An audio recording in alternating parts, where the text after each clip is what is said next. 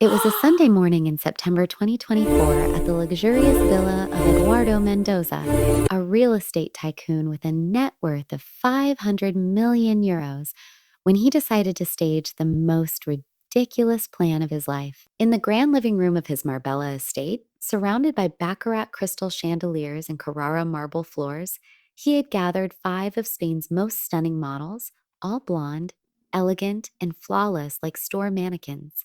In the center of the room stood little 6-year-old Diego, whose mother had died when he was just 2. Wearing his favorite blue blazer, he stared at these strangers with eyes full of confusion. Eduardo had set up this farce believing his son would instinctively pick one, and he would marry whichever woman the boy liked best. But when he asked Diego to point to the one he wanted as his new mom, the child looked at the 5 models smiling stiffly at him. Then he turned toward the corner of the room, where 28-year-old Carmen, the housekeeper in her black uniform and white apron, was watching the scene with a broken heart. Without a moment's hesitation, Diego pointed straight at her and said the words that would forever change 3 lives. "I want her, Daddy. I want Carmen to be my mom." The silence that fell over the villa was deafening, and what happened next shocked everyone present. Eduardo Mendoza's Marbella Villa was a masterpiece of 17th century Spanish architecture, perched on the Andalusian cliffs with breathtaking views of the Mediterranean. The grounds stretched across 3 hectares, dotted with Baroque fountains and gleaming marble sculptures under the Costa del Sol sun. Inside, every room oozed luxury: Carrara marble floors, original frescoes, and antique furniture worth more than most people earn in a lifetime. At 42, Eduardo Mendoza was the picture of Spanish business success. He had built his real estate empire from nothing, turning abandoned land into exclusive luxury developments that now dominated the country's most coveted coastlines. With his perfectly styled salt and pepper hair, bespoke Adolfo Delaming suits, and the Patek Philippe watch he never removed, he embodied the man who had everything except his son's happiness. Diego had been born 6 years earlier to Cristina, a Madrid aristocrat Eduardo had married more for social convenience than true love.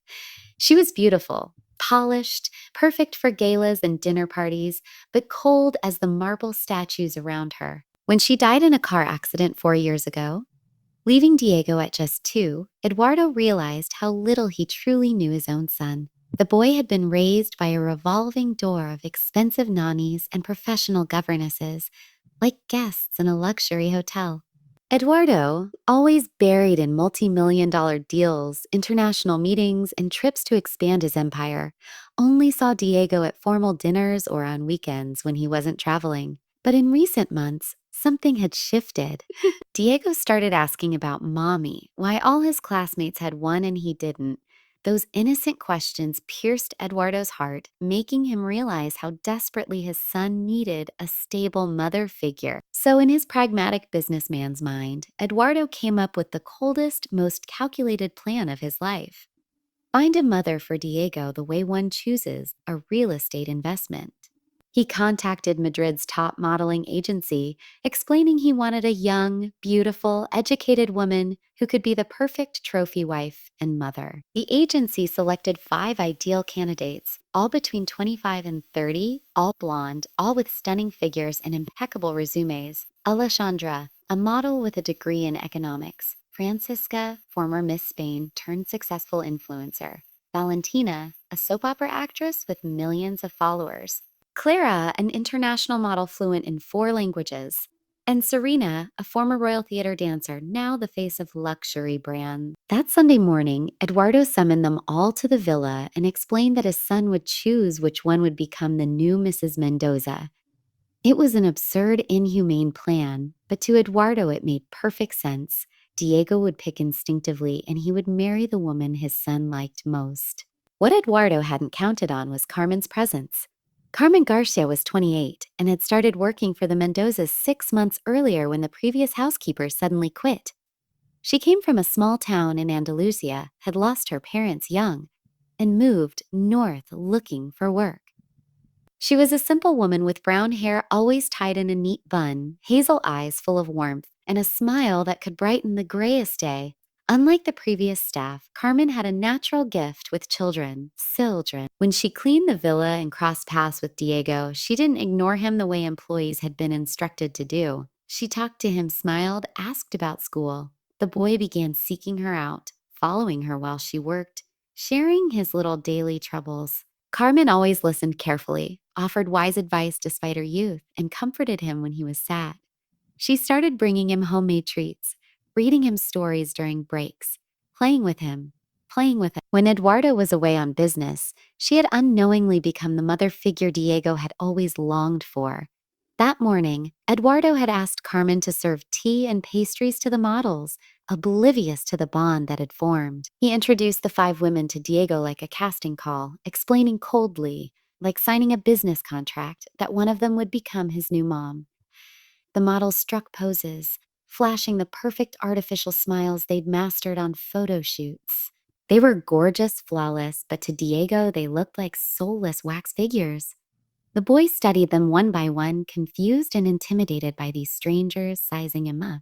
Then his gaze landed on Carmen, standing in the corner watching with a breaking heart, realizing how cruel and absurd the situation was. Without hesitation, Diego pointed at her and said, "I want her, Daddy. I want Carmen to be my mom." Silence crashed over the room like a wave. The 5 models exchanged stunned glances. Eduardo went pale as if he'd seen a ghost. Carmen's legs shook under the sudden spotlight. The quiet felt endless. The models, used to being the center of attention, were for the first time ever completely ignored by the person who was supposed to judge them. Alessandra nervously smoothed her blonde hair. Francisca tried to hold her perfect smile despite the embarrassment, while Valentina, Clara, and Serena traded looks of disbelief. Eduardo was frozen. His calculating mind had planned for every scenario. Diego picking the prettiest, the sweetest, the one who smiled the most.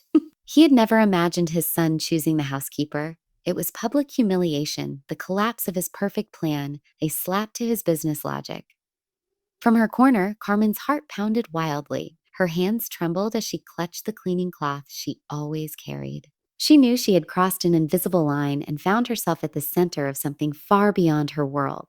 She was just the maid, from a small southern town, no college degree, no designer clothes, but Diego didn't seem to notice the chaos he'd caused.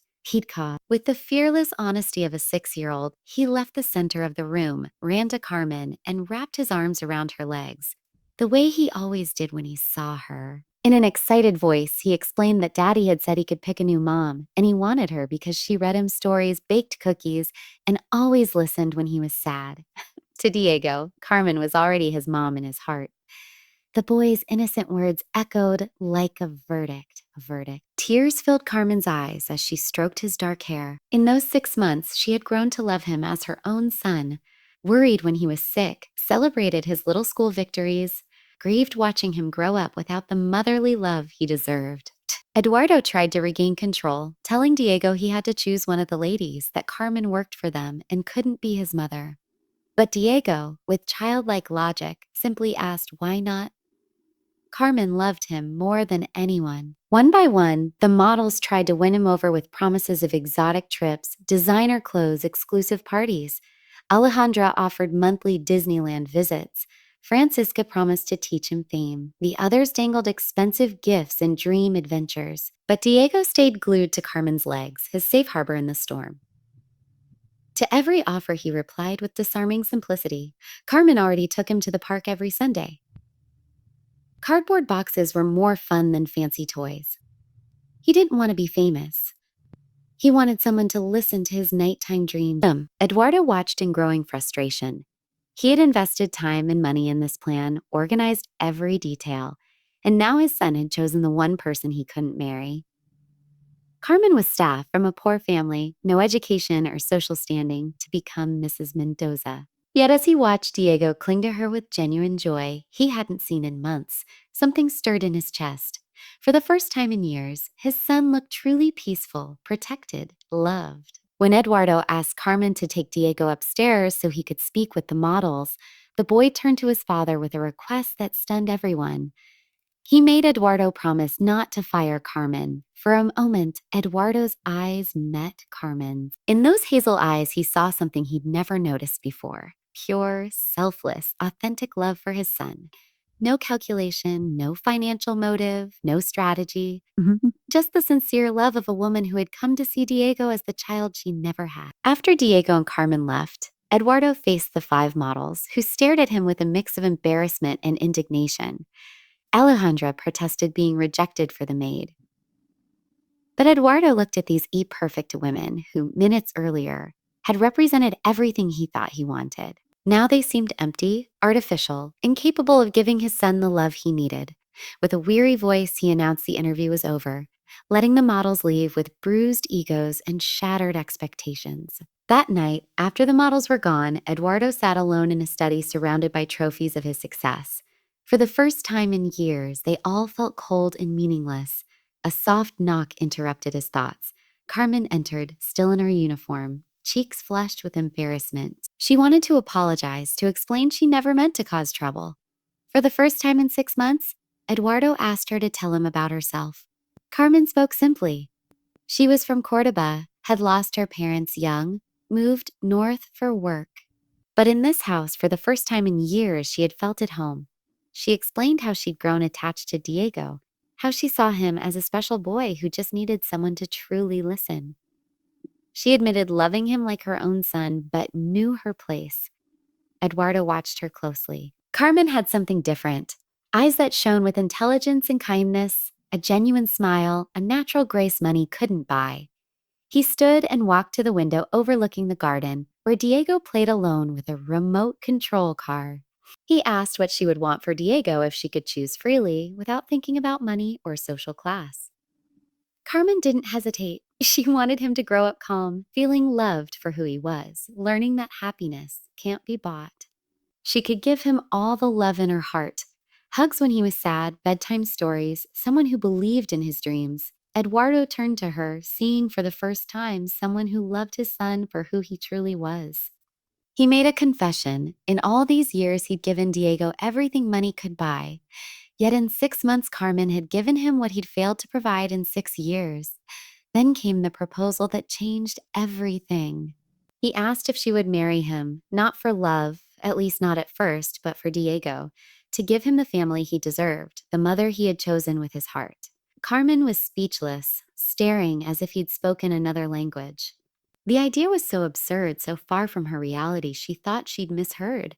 She was his housekeeper. He was one of Spain's richest men. They lived in completely different worlds. Eduardo stepped closer. For the first time, Carmen saw not the arrogant boss, but the vulnerability of a desperate father. He explained that he knew it sounded impossible, but in those months he'd watched Diego become calmer, happier, and it was all because of her. Carmen sat down. Her legs couldn't hold her. She objected that a loveless marriage wouldn't be fair. Eduardo replied that they both loved Diego immensely. That was a strong starting point.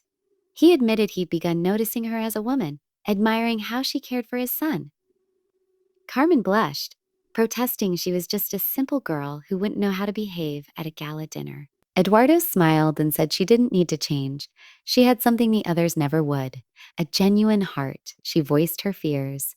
What if he grew tired of her? Diego would suffer again. Eduardo offered a deal. Marry him, officially become Diego's mother. If after a year she wasn't happy, he'd let her go with enough money to live comfortably. When she asked what he gained, he said, my son's happiness, and maybe the chance to learn what it really means to love someone. At that moment, Diego burst into the study, clutching a bunch of daisies for Carmen Onguez. When the boy asked if Daddy had asked her to stay forever, she looked into those hopeful eyes. The child said he wanted Carmen to be his real mom, one who hugged him when he was scared and told him stories. How could she say no to those eyes? With a steady voice looking at Eduardo, Carmen agreed to become Diego's mom. The boy let out a joyful shout and threw himself into her arms. Eduardo stepped forward and embraced both his son and the woman who had just agreed to marry him. In that moment, a real family was born. The 3 months leading up to the wedding were the most transformative of their lives. Eduardo began discovering parts of himself he didn't know existed, coming home early, skipping non-essential trips, spending weekends with Diego instead of locked in his study. Carmen's transformation went beyond social status. Eduardo arranged etiquette classes, language courses, a new wardrobe. But what amazed her most was how he was changing. He no longer treated her like staff. He treated her like a partner, asking her opinions, including her in decisions about Diego. Diego was the happiest of all. For the first time, he had a real family routine. Carmen woke him gently, made breakfast, took him to school. Eduardo attended parent-teacher meetings, school plays, soccer games. The boy blossomed, more outgoing, confident, and secure. One evening, 2 weeks before the wedding, Eduardo found Carmen on the terrace watching the sunset. She wore a simple blue dress, hair loose in the breeze, radiating serenity. She confessed her fears, that she wouldn't measure up, that she'd disappoint him. He told her that in these months she had already given him more than he'd ever received. She had given him back his son and shown him what family truly means. When she worried about what people would say, Eduardo replied proudly that he was marrying the woman his son had chosen with his heart, the woman who had loved a child, not her own unconditionally. Carmen made her own confession. She had fallen in love with him, not his money, but the man who had set aside pride for his son's happiness. Eduardo admitted he had fallen for her gentleness, her strength, the way she had turned their house into a home. They shared their first kiss as the sun sank into the Mediterranean, knowing what began as an arrangement had become something far deeper, something far deeper. The wedding was held in the villa's garden with only close family. Diego, proud in his blue tuxedo, carried the rings. The most emotional moment came when Carmen knelt before Diego and asked if he would accept her officially as his mom. He hugged her tightly and whispered that he had accepted her from day one, that he'd been waiting for her his whole life. 2 years after the wedding that shocked everyone, the Marbella Villa rang with a happiness it hadn't known in decades. Eduardo had learned to balance work and family, delegating more and spending far more time at home. Carmen had become not only a loving mother to Diego, but the perfect life partner for Eduardo, bringing a natural warmth and joy he'd never experienced. Diego, now 8, was a transformed child, confident, sociable, excelling in school, but above all secure in unconditional love. He called Carmen Imam fixed naturally, as if there had never been anyone else, and often told friends she was the most beautiful and kindest mom in the world. One spring Sunday morning, as they ate breakfast together on the terrace, Diego made an announcement that left both parents speechless. He had written an essay at school about them, and his teacher had chosen it for the school contest. He stood, pulled a sheet from his backpack, and read solemnly his essay titled, "A My Special Family." He described how Daddy used to always be sad and working, how Carmen arrived, who used to clean but had the biggest heart in the world. He recounted the day Daddy brought home beautiful ladies and asked him to pick a mom, but he chose Carmen because it didn't matter if someone was rich or poor. He ended by saying now Daddy always smiled. Mom made the best cookies in the world, and they were a real family, and they were a real family. Bastante. He had learned that love isn't bought in stores. It's found in the hearts of good people. When Diego finished, both Eduardo and Carmen had tears in their eyes. The boy looked at them proudly. Carmen hugged him tightly and said he was right about everything. Eduardo wrapped his arms around them both and told Diego he had written the truest thing in the world. Love isn't bought. It's recognized. And he was lucky his son had recognized it before he did. That same night, after tucking Diego in, Eduardo and Carmen returned to the terrace where they'd shared their first kiss. Eduardo held a blue velvet box and knelt beneath the stars. He explained that they'd had a wonderful wedding 2 years ago, but there was one thing he'd never done right. Yeah. He asked her to marry him, not for an arrangement, not for Diego, but because he loved her with all his heart and couldn't imagine life without her.